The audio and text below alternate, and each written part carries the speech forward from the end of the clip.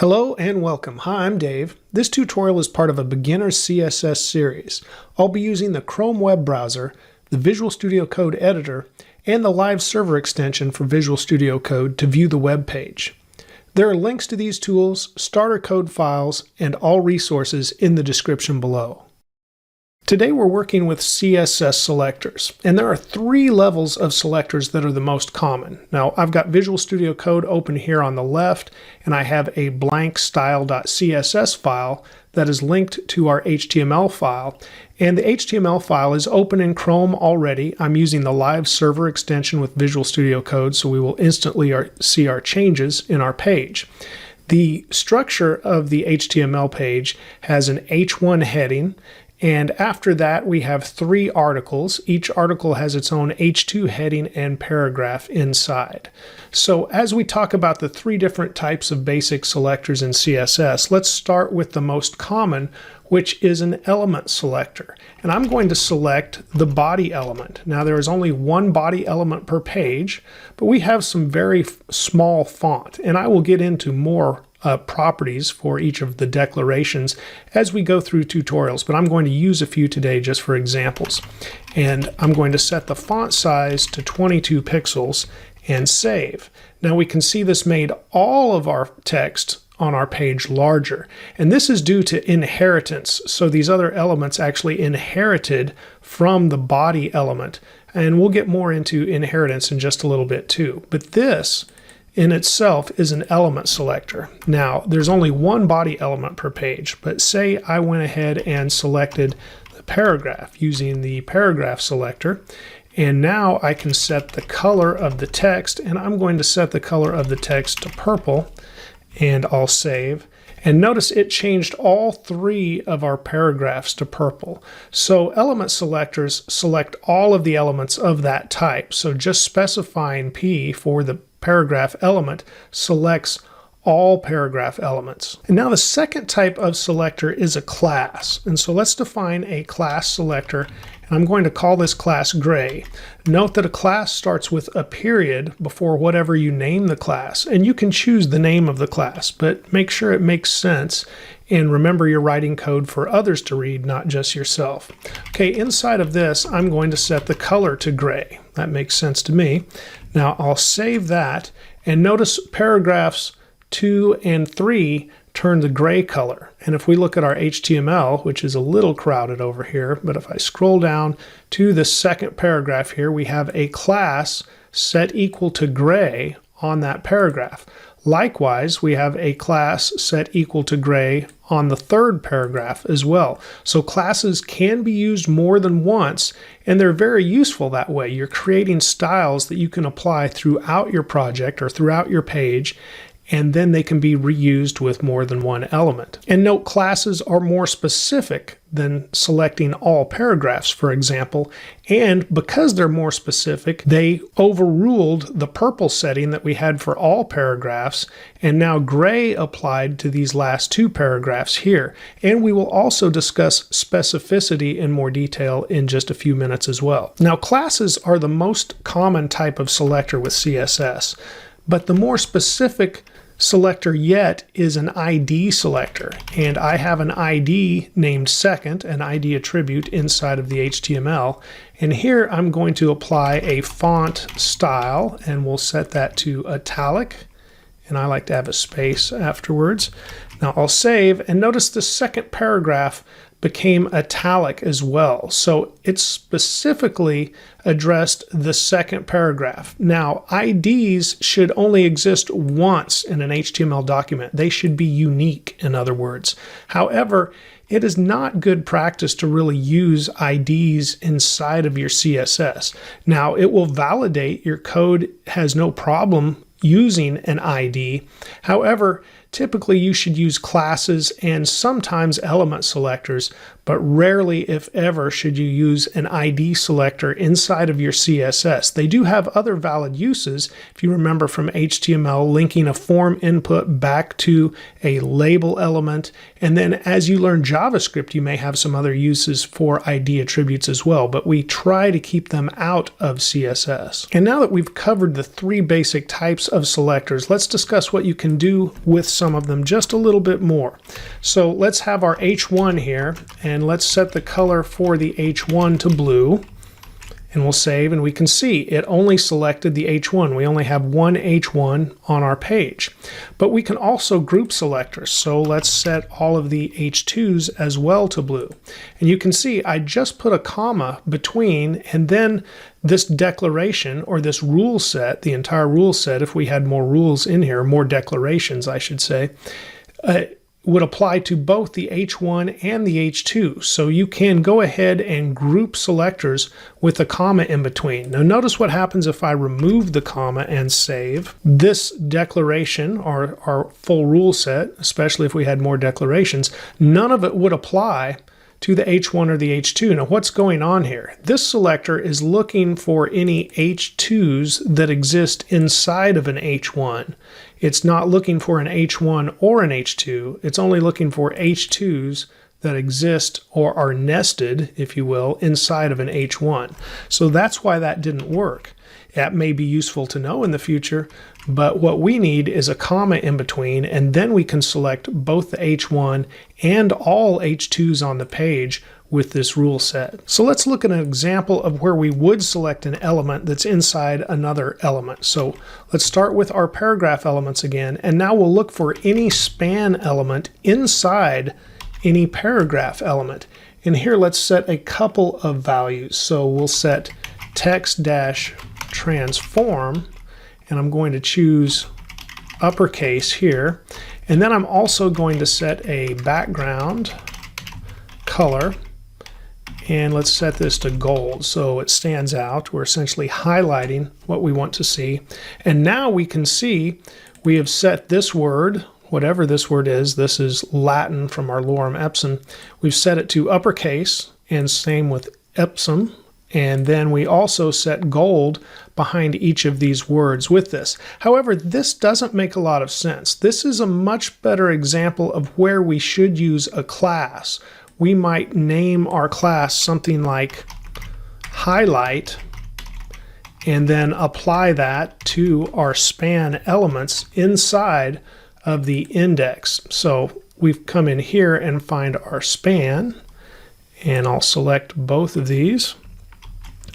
And then we can add the class highlight, and that makes it reusable if I spell highlight correctly. There we go, and save.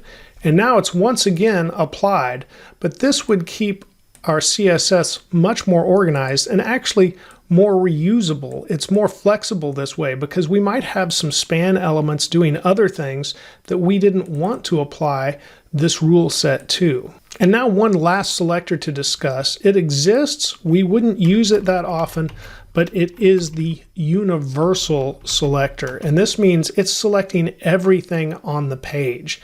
You typically only see this for what is called a CSS reset that we will cover in the future.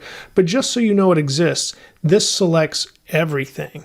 So let's think about what we could apply here that would be applicable to everything. So let's change the font, and we'll set it to this monospace font and save. And now you can see all of the text on the page turned into this monospace font instead of the default font that we had. Now this is not how we would use this. Again, in the future, we'll learn about a CSS reset that would use that selector, but typically that's the only time you see that universal selector used. Okay, let's discuss the Cascade. CSS is an acronym for Cascading Style Sheets, and essentially that means CSS works like a waterfall. It works from the top down, and that means if I were to put in another definition, I'll just copy this down for paragraph, and where we have the color purple on our first paragraph, it really applies to all, but then of course the gray class overrides that on the final two. But if I came here and said red instead of purple, notice how this paragraph turns red. And that's because it read this rule set last. So first CSS looked at this at the top. It starts at the top and it works its way down. And so it read this last. Essentially, this is the last rule. And that means whichever definition it reads at the last will be applied. Now, specificity can override this, and that's where we talked about elements and then classes. Classes are more specific, for example, than just an element selector. So we have our class here that has the color gray, and it is overriding the red. Now, if we remove this class and we save, now they're all red. But even though we're looking at the cascade and starting from the top down, even if I put this class above the paragraph selectors and save, it still applies to these last two paragraphs because it has more specificity than an element selector. And the element selector here, purple, of course, is overridden with the last rule being the element selector here for red. So we start out with a red paragraph, and it's really applied to all paragraphs except that then CSS sees there is a gray class applied to the second and third paragraphs, and that has more specificity, so it overrules whatever is set by the element selector. Now, a problem you can have is when you have a large CSS file and maybe you have set this gray class on these paragraphs, and later on, let's say you're way down a couple of hundred lines and you're setting a color on a paragraph and you can't understand why it's not being applied. So let's go ahead and expand Chrome here, and you can right click and choose Inspect. And once you inspect your page, then you can look at the different classes and CSS rules that are applied. So here's a good example of that. We have got our third paragraph highlighted up here in the Elements tab, and then we're looking at the styles, and we can see we've got paragraph rules here, these element selectors, but color purple is crossed out, and then color red is crossed out. So CSS knows these rule sets exist for paragraph, but it also knows it should follow what is the most specific using the rules of specificity. So here we have a color gray that is being applied. So you can see sometimes when you're struggling with your CSS and you have written a rule and you're not understanding why it is not being applied, you should inspect your code with DevTools. And once again, you right click and choose Inspect to do that. And then just go to the correct tabs, Elements, highlight the element that you want, look at the styles, and you'll see how it is being read by CSS in the browser, or how the browser is reading your CSS, and then see how those rule sets are being applied, which ones are being overridden and which ones are actually being applied. Okay, I'm going to close that out now, and I'll resize Chrome. So I'll come back over here to our style, and as we go to the top, let's talk about inheritance, as I got into specificity a little bit already. But inheritance, that is where another element inherits the settings from, or the properties from, its parent element. So the body element is parent to every other element here. And so when we set the font size, all of these other elements inherited that font size.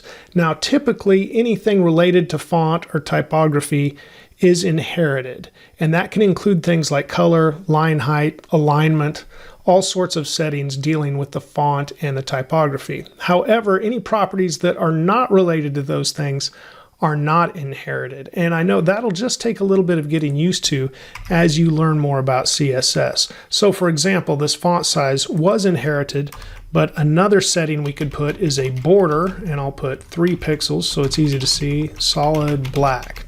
And I'll save this. Now notice the border only went around the body element. It didn't apply to all the other elements inside of the body. So that's an example of something that is not inherited. Now I'll go ahead and remove that again. Now we did briefly talk about that universal selector. Let me go back to that and show you that this is not inheritance. This is actually selecting all elements. So here, if I said a border, and I'll put 1 pixel solid red, and save, notice it does apply to all elements. That's because we selected all the elements here. So setting something here with the universal selector is not going to cause inheritance really, because it's actually selecting all the elements itself. Okay, I'll remove the universal selector again, but getting back to just the inheritance overall, this can be very handy because it keeps us from writing repeated code. In other words,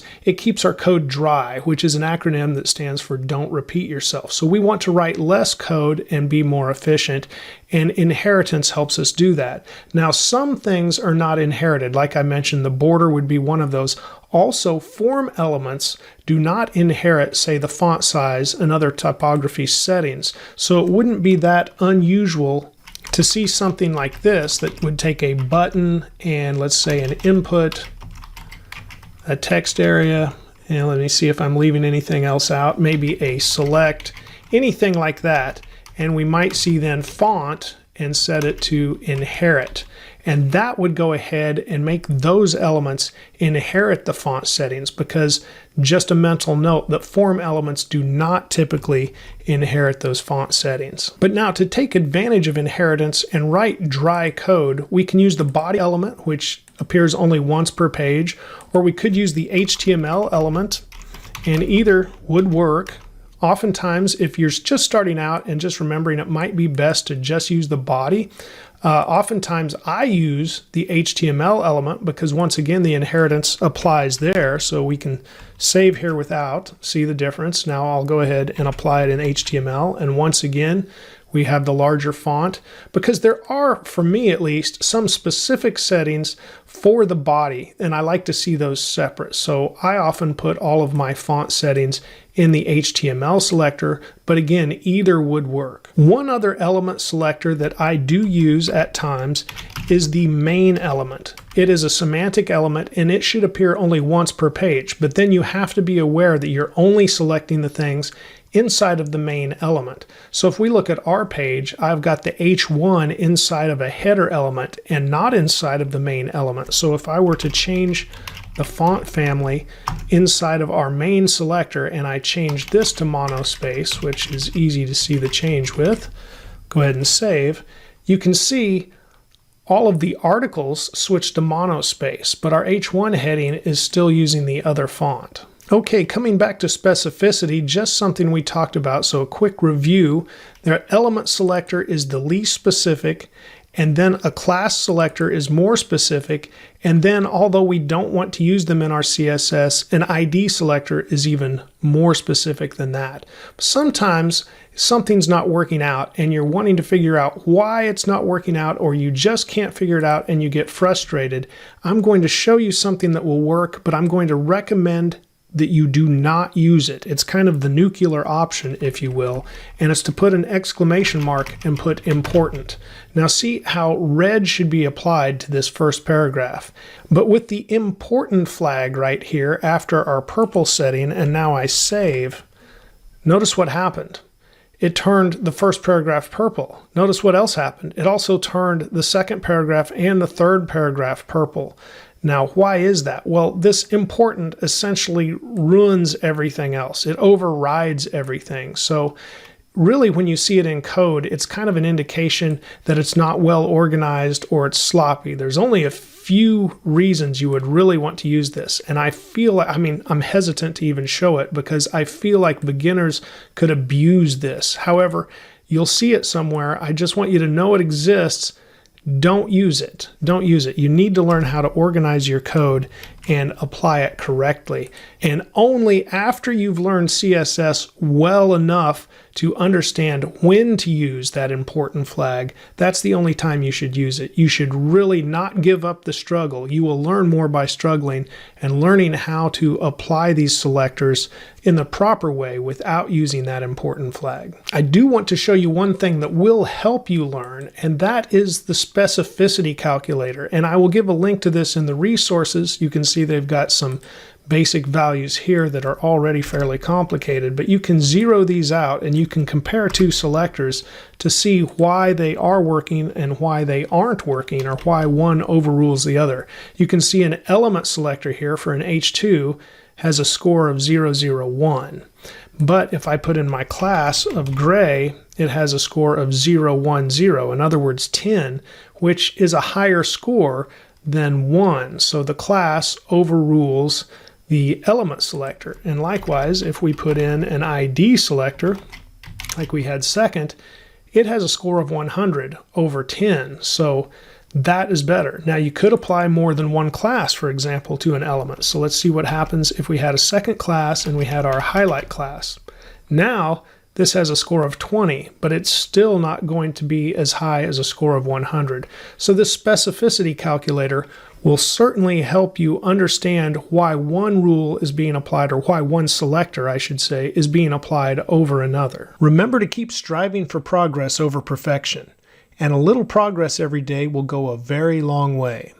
Please give this video a like if it's helped you, and thank you for watching and subscribing. You're helping my channel grow. Have a great day, and let's write more code together very soon.